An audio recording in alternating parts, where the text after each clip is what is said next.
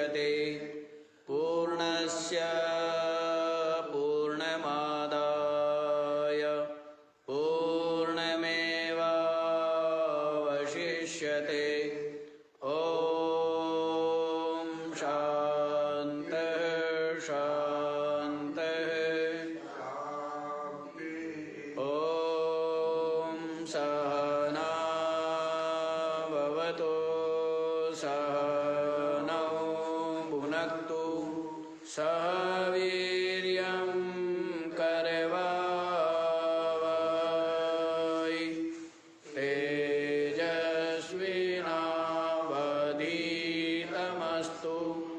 मा विद्विषावहै। ॐ शान्तिः शान्तिः शान्तिः।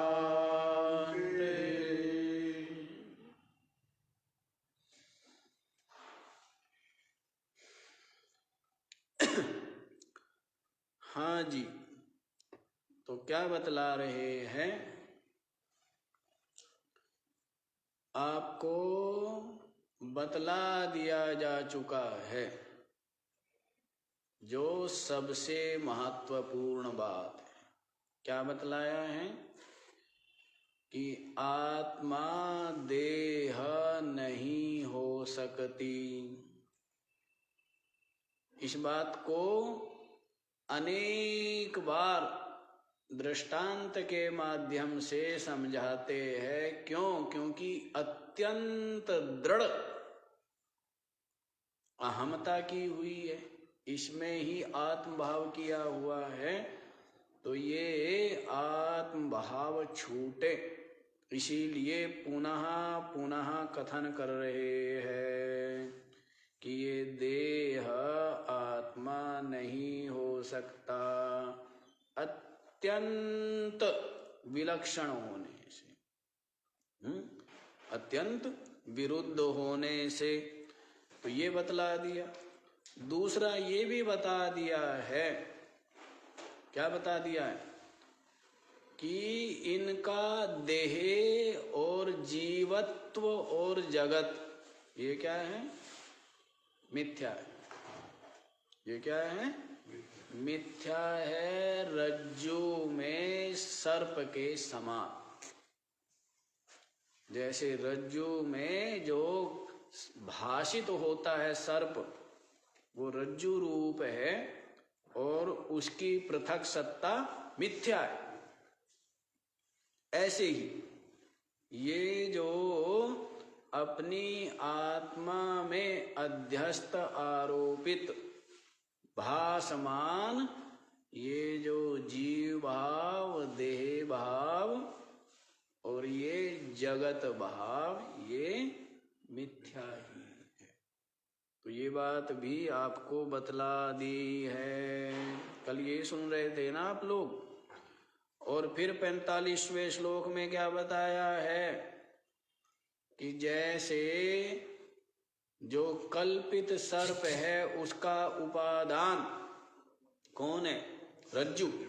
रज्जु अधिष्ठान में ही भास रहा है उसके अज्ञान से। वैसे ही ये जो संपूर्ण विश्व है, प्रपंच, इसका उपादान ब्रह्मणो अन्यत् न विद्यते। ब्रह्म के अतिरिक्त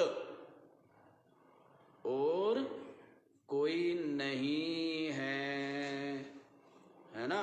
ब्रह्म ही इस जगत का उपादान कारण है। इसलिए तस्मात् सर्व प्रपंचोऽयं ब्रह्मैवासति न चैतरत्। इस कारण से ये जो संपूर्ण प्रपंच है ब्रह्म ही। क्या है? ब्रह्म ही है। क्यों? क्योंकि ब्रह्म में ही दिख रहा है ब्रह्म, और दिख क्या रहा है? प्रपंच। जैसे है रस्सी और क्या दिख रहा है, सर्प दिख रहा है।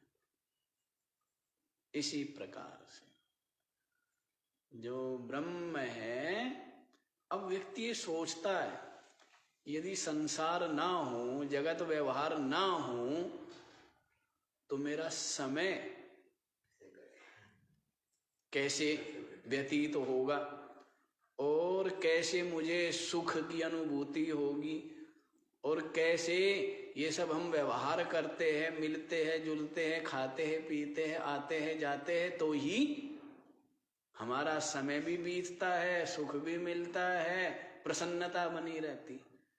आप एक बात बताइए, आप सोते हो ना 8 घंटे, कितने घंटे सोते हो, हैं? उस समय बताइए आप कैसे समय व्यतीत हो रहा है, और खाने पीने और आने और जाने और मिलने और जुलने और नाचने और कूदने, इन सब की कोई चाह जागृत होती है? और इन सब के बिना भी बड़ी सहजता और सुख से आप विराजमान रहते हैं, नहीं रहते हैं? तो ये तो ही सुषुप्ति अवस्था है ना। और ऐसी समाधि अवस्था है। समाधि अवस्था में क्या होता है, सुषुप्ति अवस्था में जैसे चित्त विलय तो हो गया है लेकिन वासना युक्त हुआ है, वासना लेकर के गया है ना। समाधि में क्या हो जाता है, ये वासना निर्मुक्त होकर के समाधि में अपने स्वरूप में विलय हो जाता है। तो फिर तो आप सोचिए, यहाँ अज्ञान में लय हुआ, वहां ज्ञान रूपता में लय हुआ, यहाँ वासना को लेकर के गया, इसीलिए पुनः यही देह और यही जगत, यही समस्त व्यवहार इसको भासता है सत्यवत। वासना छोड़ करके गया तो ब्रह्म रूप हो करके विराजमान होता है। तो भाव ये है कि जैसे दिखने में तो स्वप्न भी दिखता है और वहां पर भी समस्त व्यवहार होता है और वहां पर भी आपको सुख दुख मिलता है, तो वो सत्य तो नहीं है ना। ऐसे ही ये जगत व्यवहार भी क्या है, स्वप्न के समान ही मिथ्या। कितना अब इसमें रहते इसी को महत्व दिया हुआ है ना। खाना पीना, चलना बोलना, लेना देना, नाचना कूदना, ये सब कुछ इसी को क्या दिया हुआ है, जबकि ये क्या है, हैं? मिथ्या है, प्रतीति मात्र है। लेकिन इस बात को समझने के लिए एक अलग ही प्रकार की प्रज्ञा चाहिए, हैं? जो सात्विक संस्कृत प्रज्ञा है, जो मल से निर्मुक्त हो गई, निर्मल प्रज्ञा है। जो मल था ना, राग आसक्ति अहमता ममता, जिसकी क्या हो गई है, गलित तो हो गई है जगत पदार्थों में, तो वैसी बुद्धि संपन्न ही ये बात को समझ पाने में, विचार कर पाने में समर्थ हो सकता है कि जिस संसार में रहता रहा, खाता रहा, खेलता रहा, कूदता रहा, भाग दौड़ करता रहा, ये सब क्या है, सपना मात्र, वास्तविक नहीं। अब आप देख लीजिए कैसी प्रज्ञा चाहिए, कौन सी ये भाषा है और कौन सी ये पढ़ाई है।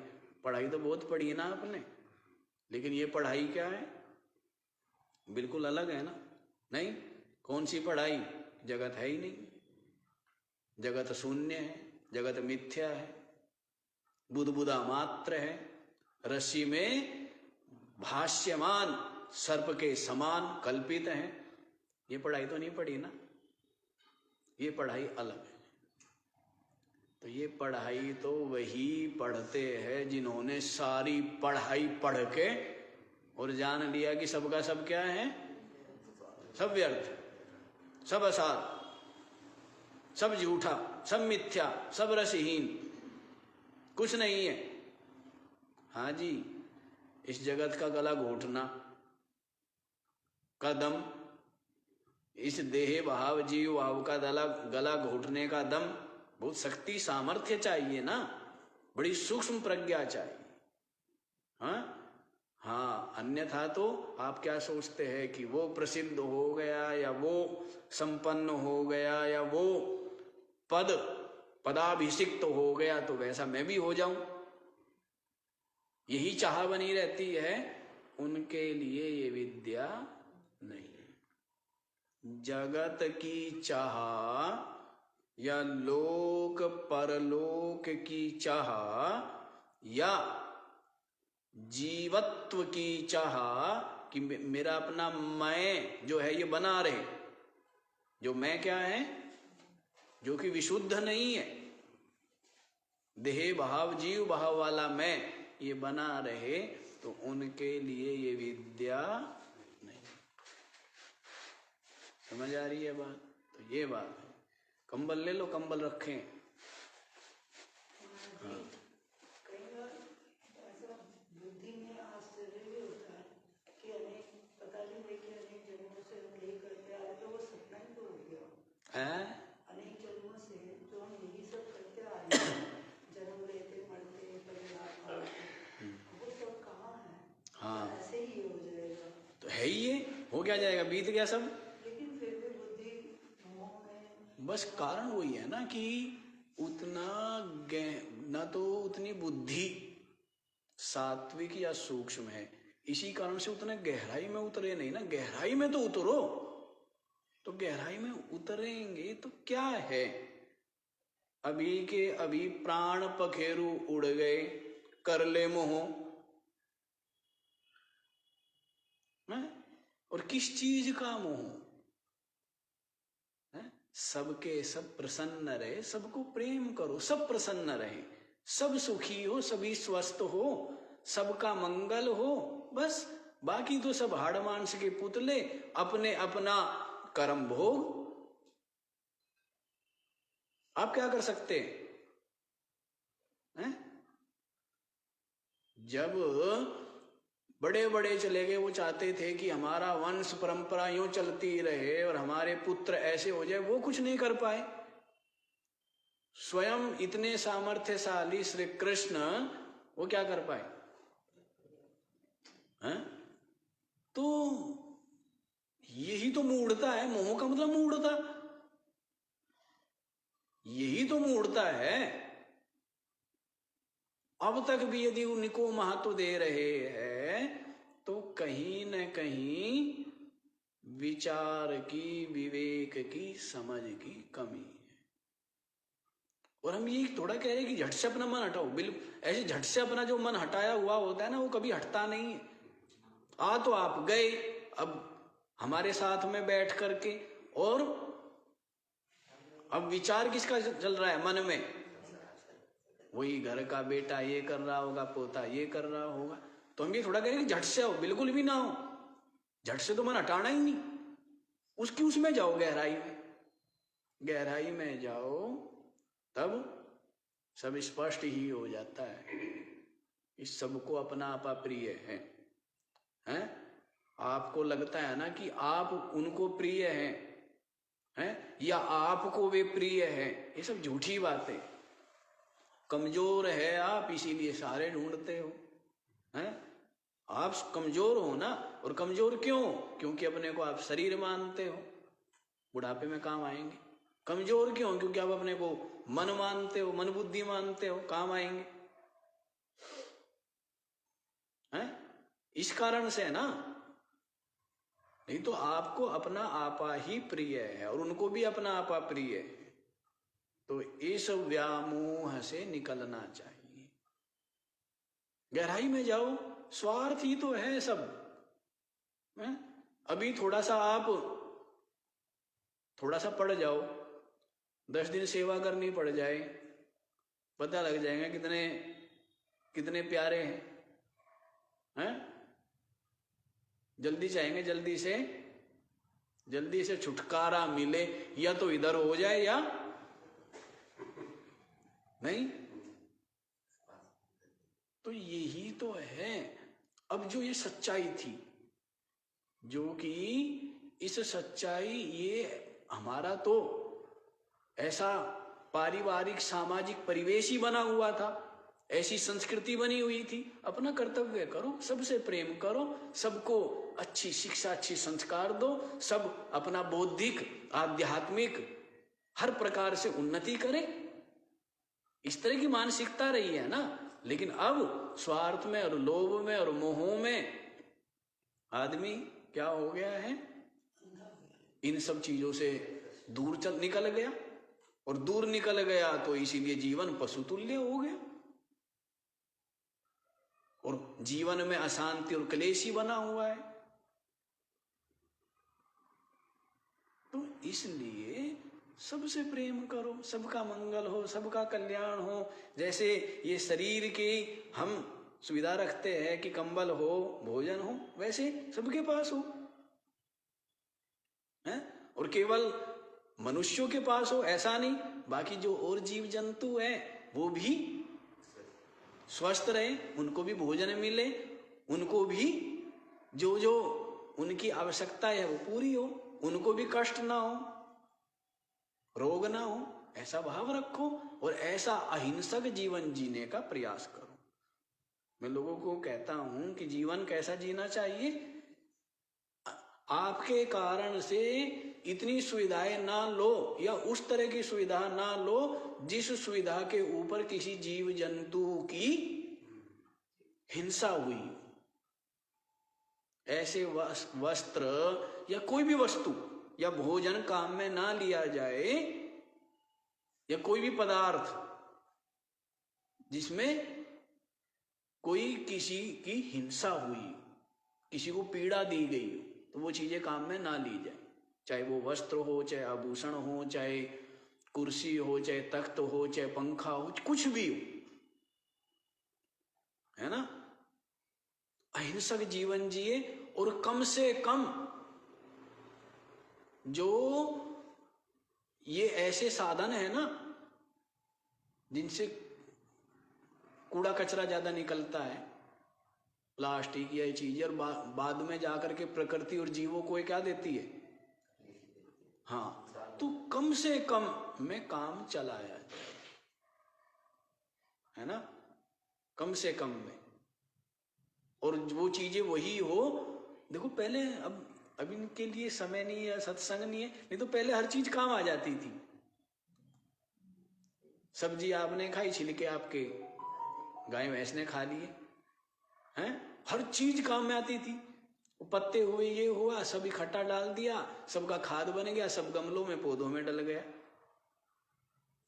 आप ये देखो कि नालियों तक की जरूरत नहीं होती थी, क्योंकि पानी इतना हिसाब से खर्च करते थे कि वही पेड़ पौधों में डल गया, और बस वो जहां नल हुआ वहीं से पानी, और वहीं तक ही वो अपने आप ही जमीन में। तो उन्नति क्या की? कुछ भी उन्नति नहीं की। क्या उन्नति कर ली बताओ? अब इसी को उन्नति मानते कि नालियां भर के चल रही है, नालियों को फिर गंगा जी में डाल रहे हैं, वो कर रहे हैं, ये सब ये है क्या उन्नति? उस तरह की शिक्षा दी जाए कि पानी का दुरुपयोग कम करो, और अधिकतर उसको किसी न किसी रूप में काम में ले लो। लेकिन ये सब चीजें तो नहीं रही ना, अलग ही हम लोगों ने बना ली है व्यवस्था उस तरह की। मतलब हम लोग चले बहुत, पहुंचे कहीं भी नहीं है? ये मनुष्य जाति बहुत चली है और निरंतर चल रही है, और निरंतर चल नहीं रही, निरंतर दौड़ रही है, दौड़ भी नहीं, उड़ रही है, लेकिन पहुंचे कहीं भी नहीं है। वही शोक, वही भय, वही चिंता, वही मोह, वही अशांति, वही क्लेश, और वही जन्म और वही मरण बना हुआ। कहां पहुंच गए? हाँ जी, कहीं पहुंचे? क्यों सेठ जी? चल रहे हैं, दौड़ रहे हैं? नहीं जी, उड़ रहे हैं। और पहुंचे पहुंचे कहीं है? कहीं नहीं।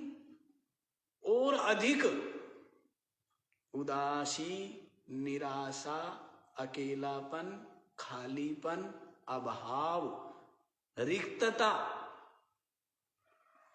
भय, चिंता, अशांति, क्लेश और अधिक है ना? नहीं, और अधिक। तो कहां पहुंचे? कहीं भी नहीं पहुंचे। समझिए और समझ करके चलिए, है ना? और समझ करके जगत में व्यवहार कीजिए। तो देखो जी, यहीं पर आओ, दूर नहीं जाना है। तो तस्मात् सर्व प्रपंचोऽयं ब्रह्मैवास्ति न चेतरत्।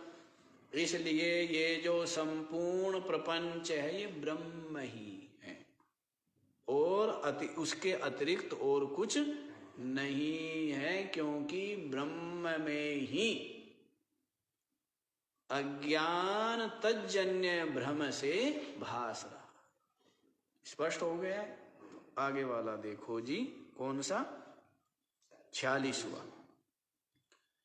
व्याप्य व्यापकता मिथ्या सर्वमात्मेति शासनात्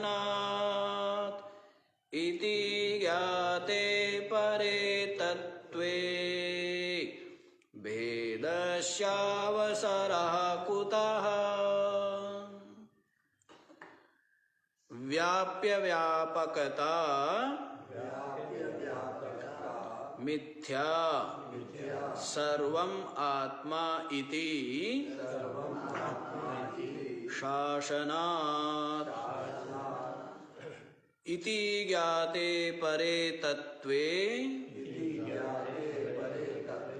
भेदस्य अवसरः कुतः। व्याप्य व्यापकता मिथ्या। ये जो व्याप्य व्यापक भाव कहते हैं ना, ब्रह्म कहते हैं व्यापक है, और जगत क्या है? व्याप्य। ऐसा बोलते हैं।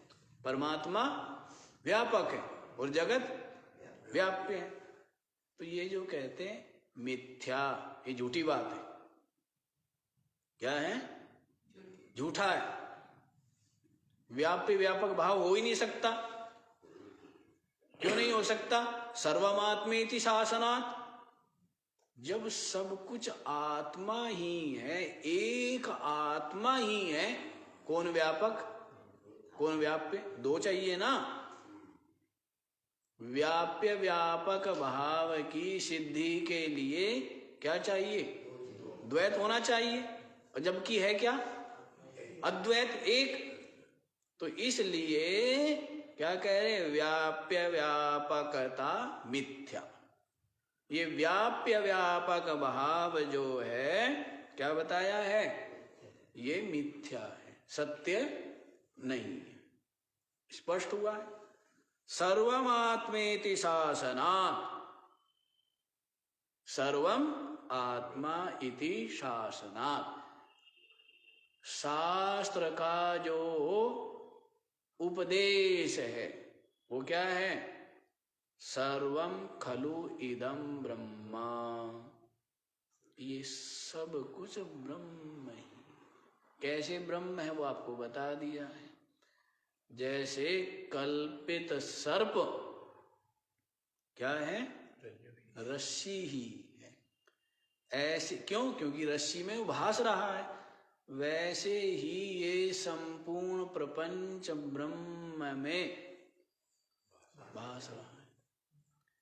ये कहने का साहस वेदांत दर्शन के अलावा किसी में नहीं है कि जगत मिथ्या। हाँ जी, सब क्या मानते हैं? जगत को किसी न किसी रूप में क्या मानते? सत्य मानते हैं। जगत मिथ्या है नहीं। ये कहने का सामर्थ्य, और यही यथार्थ है, यही और इसको खोजना, इस सिद्धांत को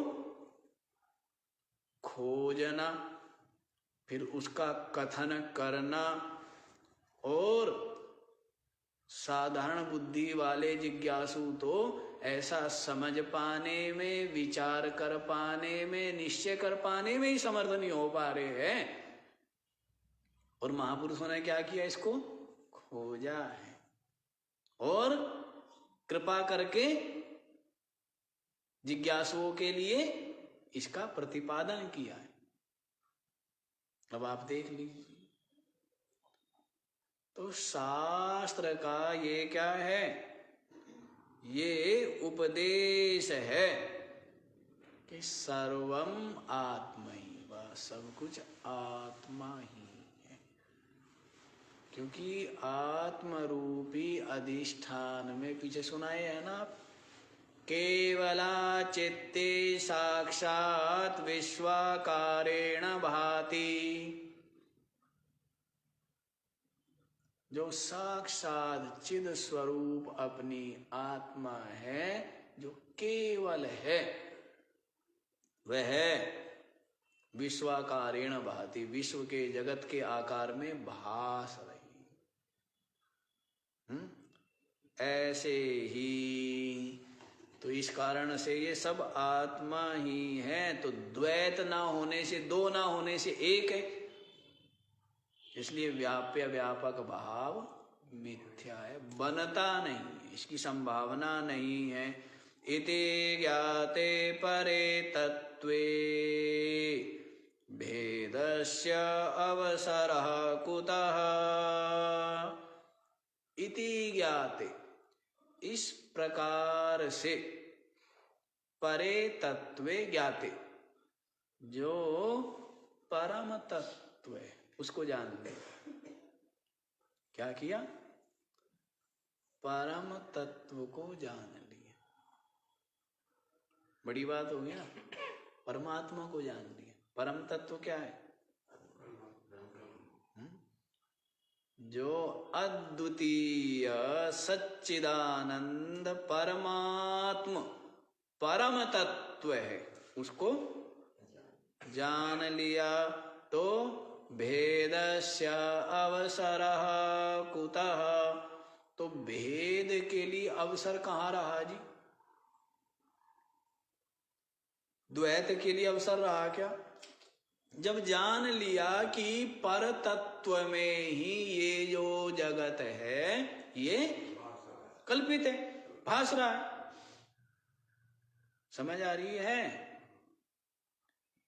परम तत्व में ये जगत भास रहा है।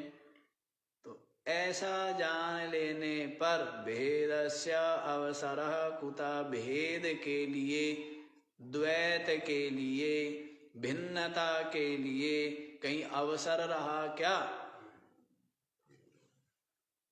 है? तो कहीं अवसर नहीं रहा। देखो कितने सौभाग्यशाली है आप लोग, नहीं? बड़े बड़े यज्ञ करते, बहुत तीर्थ यात्रा करते, बहुत उपासना और जप ध्यान, और सर्दी गर्मी में, सर्दी में ठिठुरते और गर्मी में क्या ताप प्राप्त करते, संतप्त होते, और जंगल में विविध क्लेश सहन करते और भूखे प्यासे मरते, सर्दी में ठिठुरते, तब जाकर के ये विद्या कानों में सुनने का सौभाग्य प्राप्त होता है ना। अब ये विद्या क्या हो गई? सहज सुलभ हो गई। तो सौभाग्यशाली है, सौभाग्यशाली है भी और नहीं भी। नहीं क्यों है? क्योंकि जितना लाभ उठाना चाहिए, जितनी तत्परता या जितनी अंतर्मुखता या जितनी लगन होनी चाहिए वो नहीं है। क्योंकि सहज सुलभ हो जाने से ना, अब जिस बालक को सब कुछ सहज सुलभ हो गया है, वो उनकी महत्व जानता है? क्यों जी? हैं? उनका महत्व नहीं जानता है। और जिसको सब कुछ परिश्रम, मेहनत, पुरुषार्थ करके तब प्राप्त हो, तो वो क्या है? वो जानता है ना एक एक चीज का महत्व। तो वैसे ही है, आप देख लीजिए। ऐसी विद्या आप श्रवण कर रहे हैं कि जो वर्षों तक जंगल में भूखे प्यासे रह कर और विविध तपस्या करके तब जा करके ये सुनने का सौभाग्य प्राप्त होता था। सहज सुलभ हो रही है। कितनी बड़ी बात है कि परमात्मा में ये जगत भास रहा है। ऐसा परम तत्व को जान लेने पर फिर भेद के लिए, भिन्नता के लिए, द्वैत के लिए कोई अवसर नहीं रहता। स्पष्ट हो गया है? तो आगे वाला श्लोक भी आप लोग देख लीजिए, 47वां ना। श्रुत्या निवारितं नूनं नानात्वं स्वमुखेन हि कथं भासो भवेदन्यः स्थिते चाद्वयकारणे। श्रुत्या निवारितं नूनं नानात्वं स्वमुखेन हि कथं भासः भवेद अन्यः स्थितः च अद्वय कारणे। श्रुत्या निवारितं नूनम। श्रुति क्या है? सबसे बड़ा प्रमाण क्या है? वेद प्रमाण, शब्द प्रमाण है ना, आप्त पुरुष प्रमाण। ये क्या है? सबसे बड़ा प्रमाण है ना। तो श्रुति ने कहा है। किसने कहा है? कोई और कहे तो भी उतना महत्व ना दिया जाए, लेकिन कौन कह रही है? श्रुति कह रही। श्रुत्या निवारितं नूनं नानात्वं स्वमुखेन हि। क्या श्रुति क्या है जी? मृत्यो से मृत्युमाप्नोति य इह नानेव पश्यति। क्या बोला है? द्वितीयाद वै भयं भवति। इस तरह से अनेकों श्रुतियों के द्वारा कोई सामान्य व्यक्ति कहे तो बात प्रामाणिक नहीं होती है, लेकिन वही कोई प्रामाणिक व्यक्ति कहे, सत्यनिष्ठ यथार्थ वक्ता, तो उसकी बात क्या होती है? प्रामाणिक होती है ना। तो वैसे ही श्रुति कह रही है, श्रुति ने प्रतिपादन किया है। कोई ऐसे शास्त्र कहते, कोई इतिहास में आती, कोई केवल स्मृति ग्रंथ कहते तो भी स्वीकार्य नहीं था, लेकिन कौन कह रही है? श्रुति। वेद स्वयं ये बात कह रहे हैं अपने मुख से। अपने मुख से वेद स्वयं कह रहे हैं क्या? नानात्वं निवारितं नूनम। जो नानापना है, भिन्नता है, द्वैत है, भेद है, इसका क्या कर दिया है? निवारितम। इसका निवारण कर दिया है कि नहीं भाई, अद्वैत सत्य है। क्या बोला है? बोला है ना, मृत्यु से मृत्यु मापनोति अयनाने उपश्यति। जो अपनी आत्मा में भिन्नता को देखता है, मृत्यु से मृत्यु मापनोति, वह जो है मृत्यु से मृत्यु को ही प्राप्त करता है। अर्थात पुनः पुनः जन्म, पुनः पुनः मरण। जो अपनी आत्मा में क्या देखता है?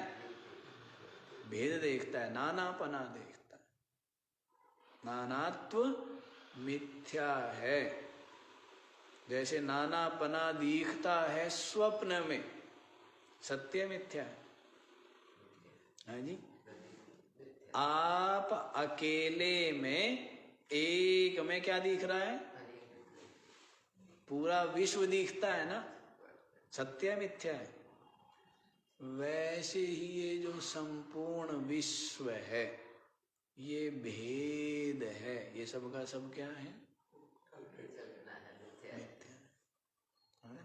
यदि स्वप्न ना होवे तो जगत की वास्तविकता ना समझ में आवे, और यदि सुषुप्ति ना होवे तो समाधि का निर्विषयक जो आनंद है वो भी सिद्ध ना हो।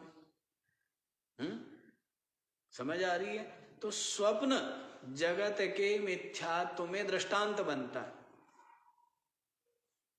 स्वप्न ऐसे ही अपनी आत्मा की जो वास्तविक अपना स्वरूप है, उसमें दृष्टांत कौन बनता है? सुषुप्ति बनती है, नहीं बनती है? तो ऐसे स्पष्ट हो जाता है। इन चारों अवस्थाओं का थोड़ा सा विचार करने में ये स्पष्ट हो जाता है कि जगत मिथ्या है, स्वप्न के समान। और ये बात सिद्ध हो जाती है कि आत्मा सच्चिदानंद स्वरूप अद्वितीय है, और ये देश काल और वस्तु ये सब के सब मिथ्या है। केवल चार अवस्थाओं का विचार करने पर। और विचार किया ही है कौन से? मांडुक्य उपनिषद में। क्यों सेठ जी? मांडुक्य उपनिषद में आत्मा के चार पाद बतला करके और ओंकार की चार मात्रा बतला करके और जगत के चार क्या बता दिए? अवस्थाएं बता दी है। जागृत, स्वप्न, सुषुप्ति और तुरीय। ओंकार की चार मात्रा का कौन कौन सी? आ, उ, मा और अमात्र। और आत्मा के चार पाद कौन से बता दिए? विश्व, तेजस, प्राज्ञ और साक्षी। इस तरह से तो चार अवस्था के विचार से, ओंकार के विचार से समझ लीजिए, ओंकार के विचार से ही पूरा का पूरा ज्ञान हो जाता है। इसलिए तो बताया है ना, ओम है। परमात्मा का नाम क्या बता दिया? ओम। और ओम से ही क्या बन गई? ये गायत्री मंत्र बन गया। और गायत्री जो मंत्र है, इसकी व्याख्या ही संपूर्ण वेद है, ऋग्वेद। और एक वेद के ही व्यास जी महाराज ने क्या कर दिए हैं, इसलिए उनका नाम वेद व्यास पड़ गया। एक वेद था, उनका विस्तार कर दिया, इसलिए क्या नाम पड़ गया? वेद व्यास। चार वेद हो गए हैं। और उन चार जो वेद है उनकी ही व्याख्या समस्त ये शास्त्र ग्रंथ आदि जितने भी है, पुराण आदि, ये सब उनकी तो व्याख्या है। वेदों की ही व्याख्या है पुराण है। तो इस तरह से ये भी व्यास जी ने ही कर दिए हैं 18 पुराण है। बाकी और जो संतों ने भी कथन किया है तो वो सब उसमें ही आ जाएगा। तो सब कुछ ओम में ही है ना। तो ओम का विचार कर ले तो ज्ञान हो जाए। समझ आ गया ना? ओम का विचार करने पे क्या पता लग गया? जगत का विचार हो गया, नहीं हो गया? परमात्मा का विचार भी हो गया कि जगत मिथ्या हो गया, स्वप्न के समान। और जैसे सुषुप्ति है निर्विषयक अवस्था, जिसमें सब कुछ लय हो जाता है, सब शून्य है, अद्वैत है, वैसे ही समाधि में अपना जो वास्तविक स्वरूप है उसको विवेकी अनुभव कर लेता है, और वही परम यथार्थ है कि ये सब तो भास रहे थे।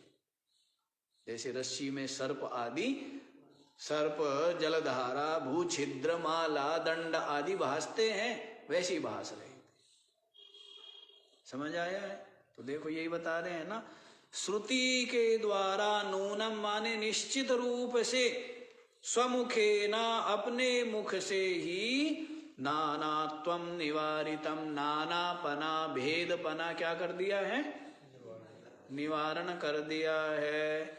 कथम भाषा भवेदन्य स्थिते चाद्वय कारणे, अद्वय कारणे, जो अद्वितीय है ऐसा जो कारण, जैसे एक रस्सी में और अनेक भास रहा है, सर्प आदि भास रहे, वैसी अद्वय कारणे जो ब्रह्म है, अद्वय कारणे स्थिते, अद्वय कारण में जो स्थित है वो भासः, जो भास है, आभास है, वो कथम अन्य भवेद, वो अन्य कैसे हो सकता है? छाया जो है आपके शरीर की छाया, शरीर से अलग है क्या? है? शरीर को छोड़ के चली जाए कहीं, वहां रहने लग जाए, काम धाम करने लगे, क्यों जी? ऐसा कि आप तो क्या करोगे? आप तो कंबल ओढ़ के बैठोगे और छाया पे सारे काम कराओगे ना। ऐसे बोलते भी है ना कि सीता जी तो पहले ही प्रवेश कर गई थी अग्नि में, हैं? और रावण ने किसका अपहरण किया था? छाया सीता। ऐसे भी बोलते हैं। तो वो जो व्यवस्था दे रहे वो अलग है, क्योंकि वो सिद्धांति अलग है। वो तो छाया को भी सत्य मानेंगे उस तरह का, जैसे जगत को सत्य मानते हैं, अलग अलग है। तो वो दर्शन अलग है। लेकिन आप लोग जो विचारवान है, तर्क प्रधान है, विवेकशील है, वो छाया को अलग मानेंगे क्या? हैं? आप लोग तो जानते हैं कि शरीर की छाया शरीर से अलग नहीं, उसकी सत्ता ही नहीं है, प्रतीति मात्र, आभास मात्र है। तो वैसे ही जो अद्वय कारण अपनी आत्मा है, ब्रह्म है, उसमें स्थित भासः अन्य न भवेत्, ये जो भास है, छाया है, ये अन्य नहीं हो सकता। जैसे रस्सी में सर्प क्या है? छाया है। रस्सी में सर्प क्या है? छाया।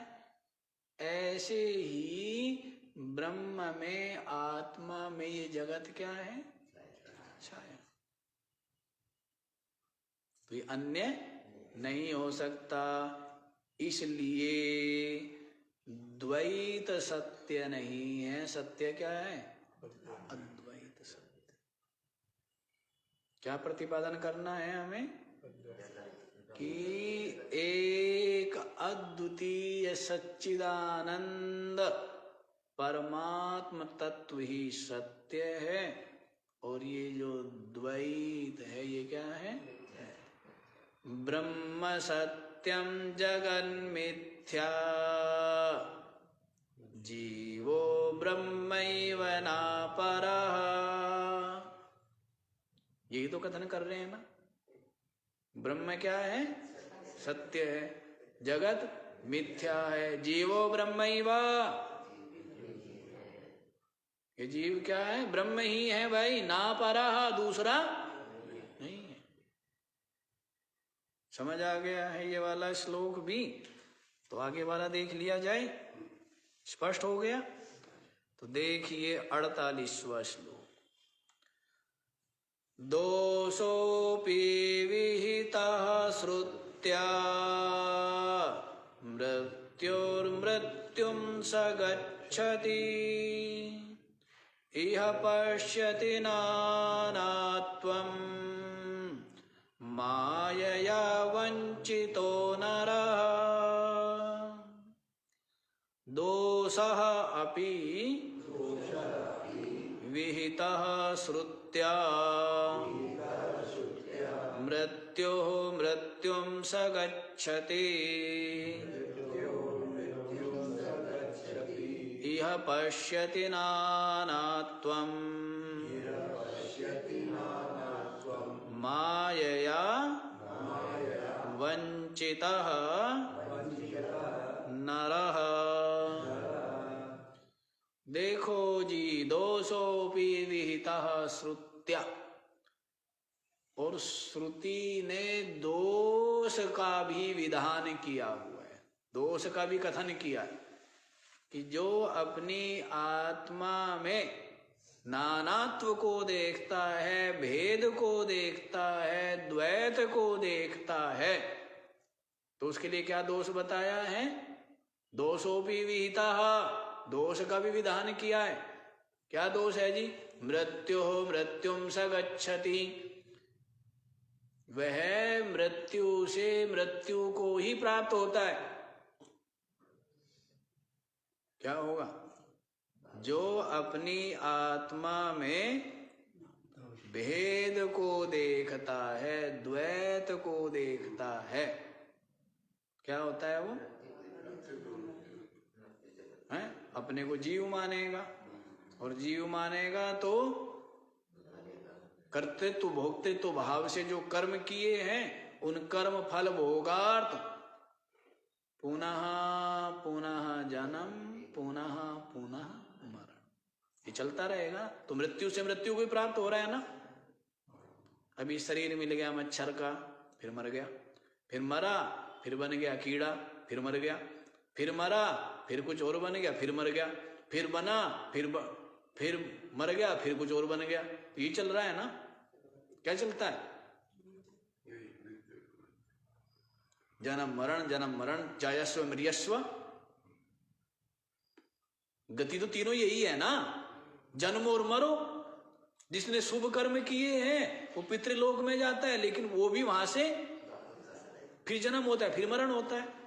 जिसने उपासनाएं की हुई है बहुत अनन्य भाव से, वो भी उत्तम लोक में, देवलोक आदि में जाता है, वहां से फिर लौटता है, फिर जन्म और फिर मरण। तो जायस्व मृयस्व ही है ना। ये वाला ऐसा है, बस तुरंत इसको चैन से, उसको थोड़ी देर चैन मिलता है, वो थोड़ी देर आया गर्मी से काम निपटा करके थोड़ी देर एसी में बैठेगा।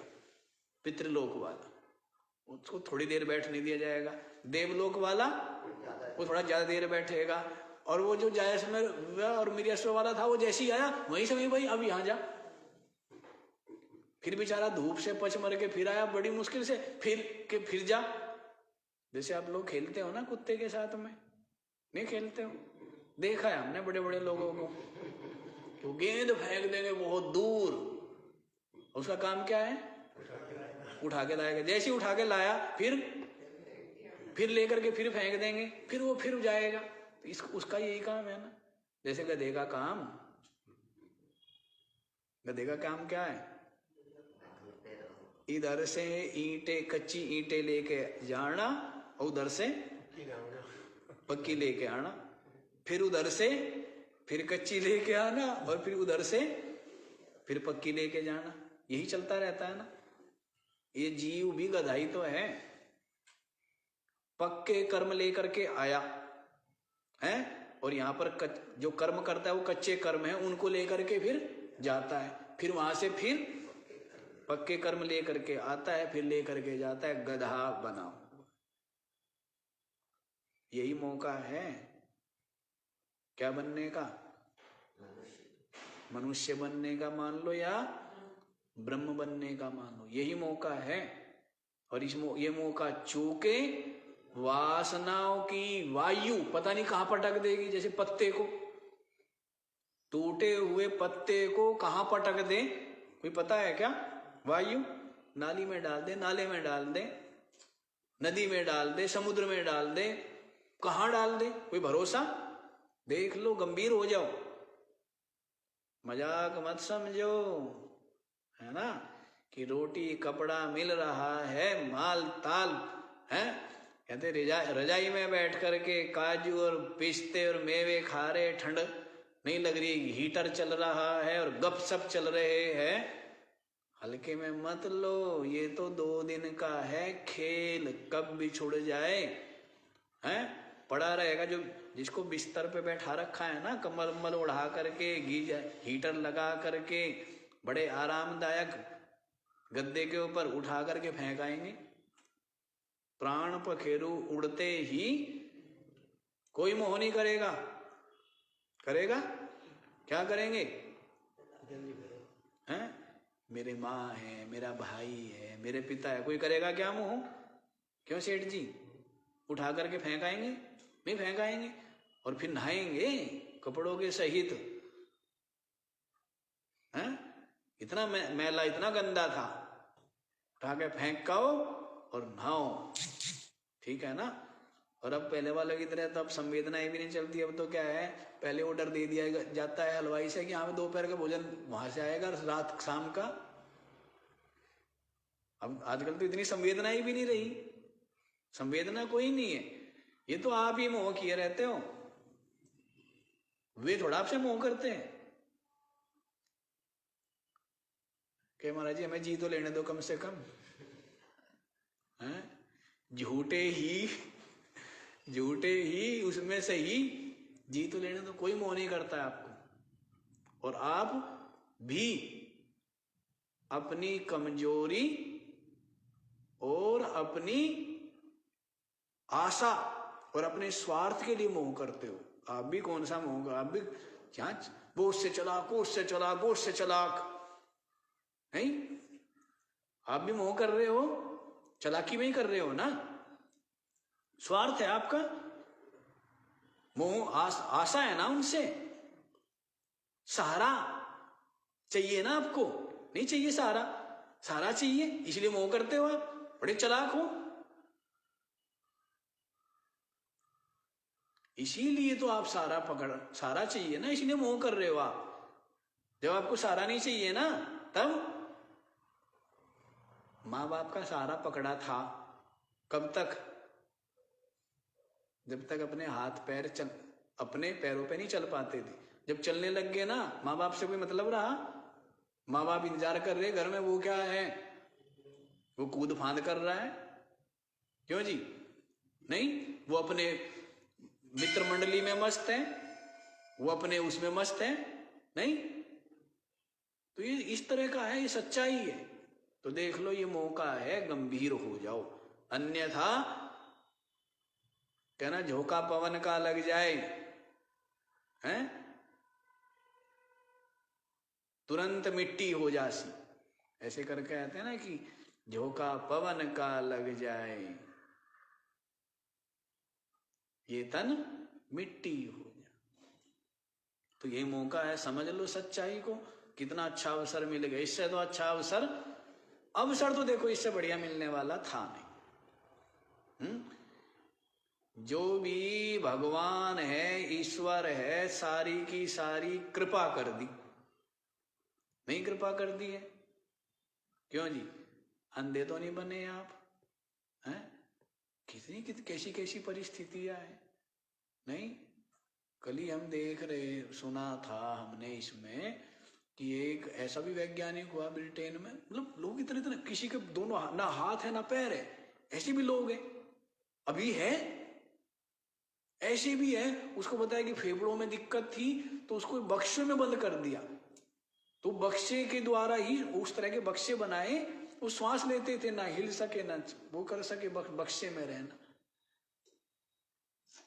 अब आप सोच लीजिए, जैसे वेंटिलेटर पर डाल दिया जाता है एक तरह से। क्या जीवन है, अवसर है, मौका, इससे बढ़िया बस ये सच्चाई को जान लो। क्या सच्चाई जान ली है? नहीं तो देख लो, मृत्यो से मृत्यो गच्छति। श्रुति कह रही है कि जो अपनी आत्मा में भेद को देखता है, परमात्मा में, परम तत्व में भेद को, द्वैत को, जगत को देखता है, वो क्या है? मृत्योस मृत्युमाप्नोति य इह नानेव पश्यति यह पश्यति स मृत्योस मृत्युमाप्नोति। जो द्वैत को देखेगा, नानात्व को देखेगा, वही मृत्यु से मृत्यु को प्राप्त करे। बताइए, श्रुति ने सब बता दिया ना, है?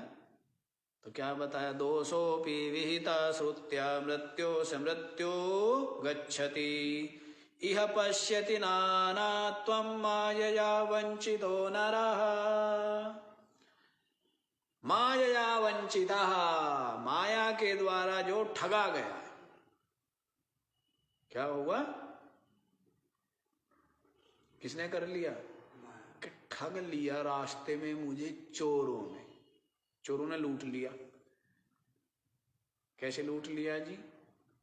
छीना था किसी ने? क्या छीना किसी ने? कुछ नहीं है, चल रहा था और उसको भ्रम हो गया, ये क्या है?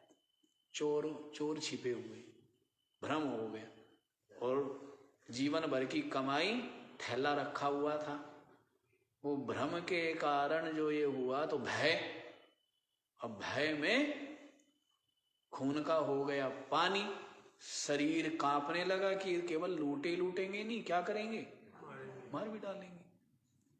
तो थैला वहीं गिर गया और भाग आया।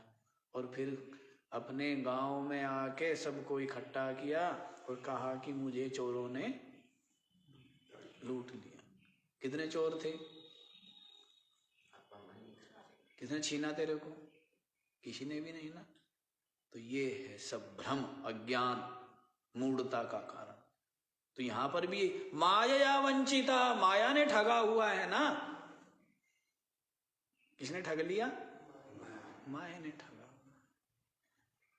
इसलिए संत कबीर की है ना, माया महा ठगनी हम जाने।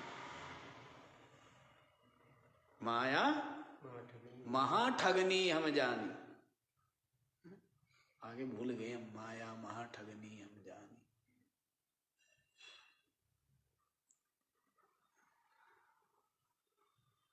तो माया ने ठग लिया है।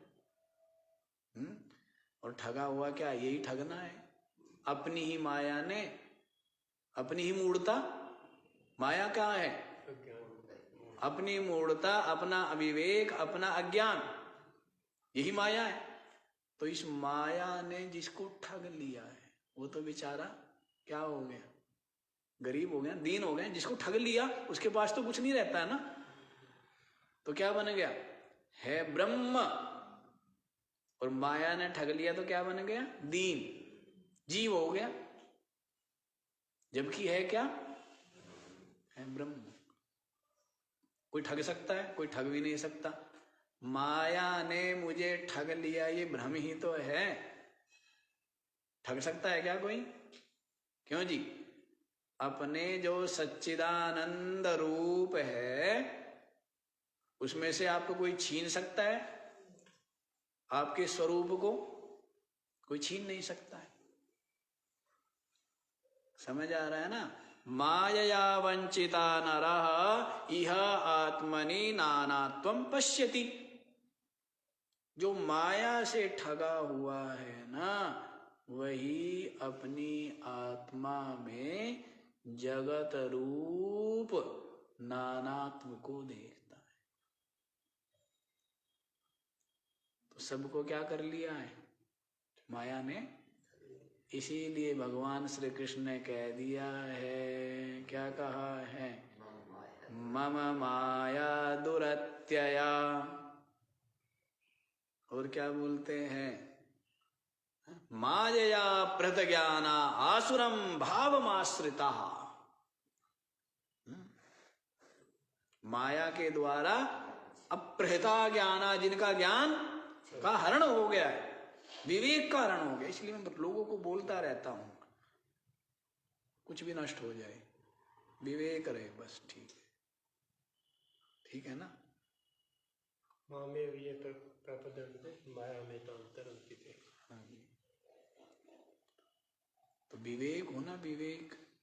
एक के पास क्या है? स्वस्थ शरीर, सुंदर शरीर, मजबूत शरीर है, खूब भोजन सामग्री, वस्त्र आभूषण, धन संपत्ति, बड़ा लंबा चौड़ा परिवार, सब कुछ है।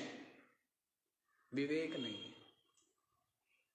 क्या है वो? क्या है? दुखी है ना। सब कुछ होते हुए भी उसके पास कुछ है क्या? कंगाल है वो, दुखी है कि मेरे पास कुछ भी नहीं। और एक के पास कुछ भी नहीं है, क्या? पर क्या है? विवेक है, केवल विवेक है। उसके पास सब कुछ है, हर चीज का समाधान है ना। विवेक जिसके पास है, सब कुछ है उसके पास। इसे जीवन में विवेक रहे। विवेक नहीं है तो माया सब कुछ लूट लेती है। विवेक के अभाव में ही तो माया ने लूट करके क्या बना दिया? कंगाल बना दिया ना। और ज्यों ज्यों सत्संग से विवेक होता है, त्यों त्यों समझते हैं कि मुझे तो किसी चीज की जरूरत ही नहीं है, मैं तो पूर्ण हूं, मैं तो पूर्ण हूं। ये किससे?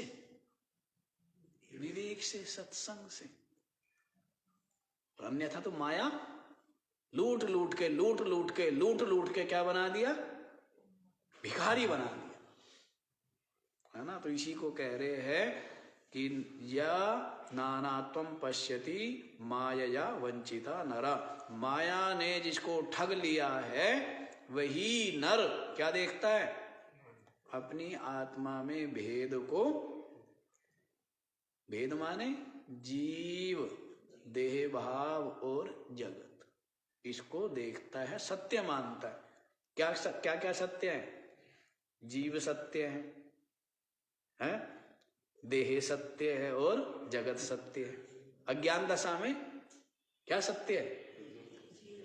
मैं सत्य हूं। मैं किसको कह रहा है? जीव को। वो भी कोई कोई, नहीं तो देह कोई मैं कहता है। मैं सत्य हूं माने जीव सत्य हूं, देह सत्य है और जगत सत्य है। ये क्या है? ये मूढ़ता है, ये अज्ञान है। और सही ज्ञान क्या है? कि मैं चेतन, आत्मा हूं, अद्वितीय हूं। और उस आत्मा में ये जो दृश्य प्रपंच जगत है ये भास रहा है, वास्तविक नहीं है। लेकिन ये बताया ना आपको, ये चिंतन और ये विचारने और ये समझने का सामर्थ्य उस केवल उस बुद्धि में है जिस बुद्धि ने जगत को बिल्कुल असार और व्यर्थ जान दिया। वही बुद्धि, जो बुद्धि यहां पर शोभन बुद्धि है जिसकी जगत में, किसी भी वस्तु पद पदार्थ में, तो वो ये समझ पाने में समर्थ नहीं है। मनन करना, निश्चय करना, अनुभव करना, वो तो बहुत दूर की बात है। समझ आ गए? तो आज इतना ही रख लीजिए, बाकी कर लेंगे। ओ